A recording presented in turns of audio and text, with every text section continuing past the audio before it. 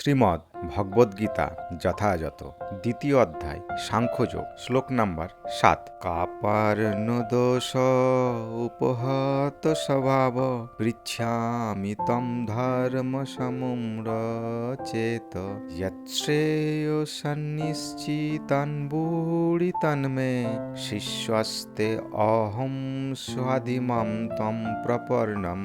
শব্দার্থ: কাপর্ণ, কৃপণতা, দোষ, দুর্বলতা, উপহত, প্রভাবিত হয়ে, স্বভাব, পৃচ্ছামি, আমি জিজ্ঞাসা করছি, ত্বম, তোমাকে, ধর্ম, সমুম্র, হতবুদ্ধি, চিত্ত, ইয়ৎ, যা, শ্রেয়স্কর, স্যাৎ, হয়, নিশ্চিতম, নিশ্চিতভাবে, বুড়ি, বলো, তৎ, তা, মে, আমাকে, শিষ্য, তে, তোমার, অহম, আমি, সাধি, নির্দেশ দেওয়া, মাম, আমাকে, ত্বম, তোমার, প্রপন্নম, আত্মসমর্পিত। অনুবাদ: কাপার্ণজনিত দুর্বলতার প্রভাবে আমি এখন কিংকর্তব্য বিমূঢ় হয়েছি এবং আমার কর্তব্য সম্বন্ধে বিভ্রান্ত হয়েছি। এই অবস্থায় আমি তোমাকে জিজ্ঞাসা করছি, এখন কি করে আমার পক্ষে শ্রেয়স্কর তা আমাকে বলো। এখন আমি তোমার শিষ্য এবং সর্বত্রভাবে তোমার শরণাগত।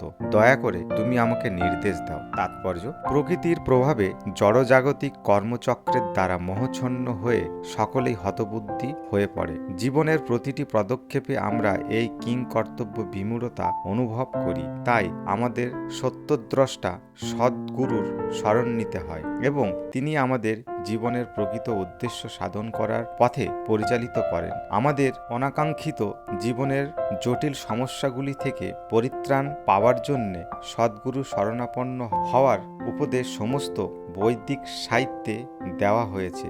জড়জাগতিক ক্লেশ হচ্ছে দাবানলের মতো, যা আপনা থেকে জ্বলে ওঠে। এই আগুন কেউই লাগায় না। ঠিক তেমনি জগতের এমনই অবস্থা যে জীবনের কিংকর্তব্য বিমূঢ়তা আপনা থেকেই আবির্ভূত হয়। এই প্রকার বিভ্রান্তি আমরা না চাইলেও কেউই আগুন চায় না, তবুও আগুন জ্বলতে থাকে এবং তার ফলে আমরা হতবুদ্ধি হয়ে পড়ি। বৈদিক সাহিত্য তাই উপদেশ দিচ্ছে যে জীবনের কিংকর্তব্য বিমূঢ়তা সমাধানের জন্যে এবং সেই সমাধানের বিজ্ঞান হৃদয়ঙ্গম করার জন্যে গুরু পরম্পরার ধারায় ভগবত তত্ত্বজ্ঞান লাভ করেছেন যে সদ্গুরু, তার শরণাপন্ন হতে হবে। যে ব্যক্তি সদ্গুরু তিনি সর্ববিষয়ে পারদর্শী। তাই জড়জগতের মোহ দ্বারা আবদ্ধ না থেকে সদ্গুরুর শরণাপন্ন হওয়া উচিত। এটি হচ্ছে এই শ্লোকের তাৎপর্য। জড়জগতের মোহ দ্বারা আচ্ছন্ন কে? যে মানুষ তার সমস্যাগুলি সম্বন্ধে অবগত নয়, সেই হচ্ছে মোহ দ্বারা আচ্ছন্ন।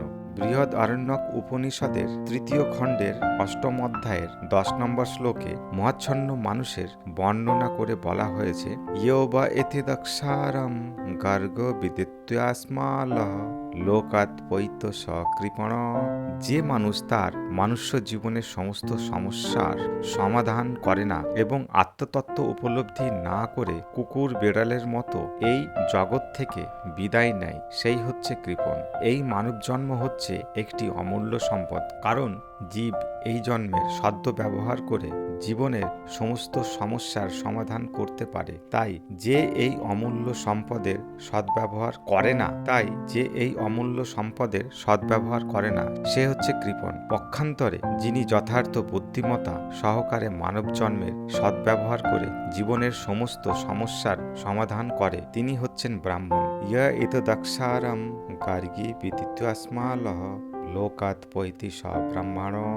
যে কৃপণ সে পরিবার, সমাজ, দেশ, জাতি আদি জড় সম্বন্ধের প্রতি অত্যাধিক আসক্ত হয়ে তার সময়ের অপচয় করে। মানুষ প্রায় এই ধরনের চর্মরোগের দ্বারা আক্রান্ত হয়ে স্ত্রী, পুত্র, পরিজন, সমন্বিত পরিবারের প্রতি অত্যন্ত আসক্ত হয়ে পড়ে। এই রোগকে চর্মরোগ বলা হয়, কারণ দেহের ভিত্তিতে বা চর্মের ভিত্তিতে এই আত্মীয়তার বন্ধন গড়ে ওঠে এবং এই বন্ধনের ফলে জীব অত্যন্ত ক্লেশদায়ক ভবযন্ত্রণা ভোগ করে। কৃপণ মনে করে সে তার পরিবারের তথাকথিত আত্মীয়দের মৃত্যুর হাত থেকে রক্ষা করবে, নয়তো সে মনে করে তার আত্মীয় স্বজন তাকে মৃত্যুর হাত থেকে রক্ষা করবে। এই ধরনের পারিবারিক বন্ধন এমনকি পশুদের মধ্যেও দেখা যায়। তারাও তাদের সন্তানদের যত্ন করে তীক্ষ্ণ বুদ্ধিমত্তা সম্পন্ন ও অর্জুন বুঝতে পেরেছিলেন আত্মীয় পরিজনদের প্রতি তার মমতা এবং তাদের মৃত্যুর হাত থেকে রক্ষা করার বাসনাই ছিল তার মোহচ্ছন্ন হয়ে পড়ার কারণ।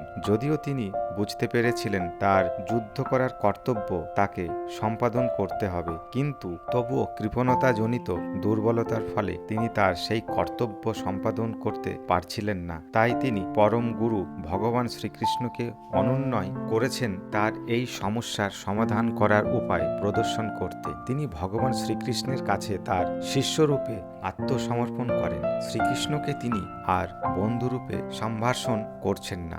গুরু ও শিষ্যর মধ্যে যে কথা হয় তা অত্যন্ত গুরুত্বপূর্ণ এবং এখন অর্জুন তাই গভীর গুরুত্বের সঙ্গে পরম গুরু শ্রীকৃষ্ণের সঙ্গে পরম তত্ত্বদর্শনের আলোচনা করতে চান। শ্রীকৃষ্ণ হচ্ছেন ভগবত গীতার তত্ত্বজ্ঞানের আদি গুরু এবং অর্জুন হচ্ছেন গীতার তত্ত্ব উপলব্ধিকারী প্রথম শিষ্য। অর্জুন কিভাবে ভগবত গীতার জ্ঞান উপলব্ধি করেছিলেন তা ব্যাখ্যা ভগবত গীতাতেই করা হয়েছে, কিন্তু তা সত্ত্বেও গর্দভ সদৃশ্য জড় পণ্ডিতেরা গীতার ব্যাখ্যা করে বলে শ্রীকৃষ্ণ নামক কোনো পুরুষের কাছে আত্মসমর্পণ করার কোনো প্রয়োজন নেই, কিন্তু শ্রীকৃষ্ণের অন্তঃস্থিত অপ্রকাশকারী যে তত্ত্ব তাকে উপলব্ধি করাই হচ্ছে গীতার প্রকৃত শিক্ষা। শ্রীকৃষ্ণ হচ্ছেন অনাদির আদি পুরুষ, স্বয়ং ভগবান। তার অন্তর আর বাইরের মধ্যে কোনো প্রভেদ নেই। তিনি সর্বব্যাপ্ত, সর্বশক্তিমান, কিন্তু এই জ্ঞান যার নেই সেই মহামূর্খের পক্ষে গীতার মর্ম উপলব্ধি করা কখনোই সম্ভব নয়।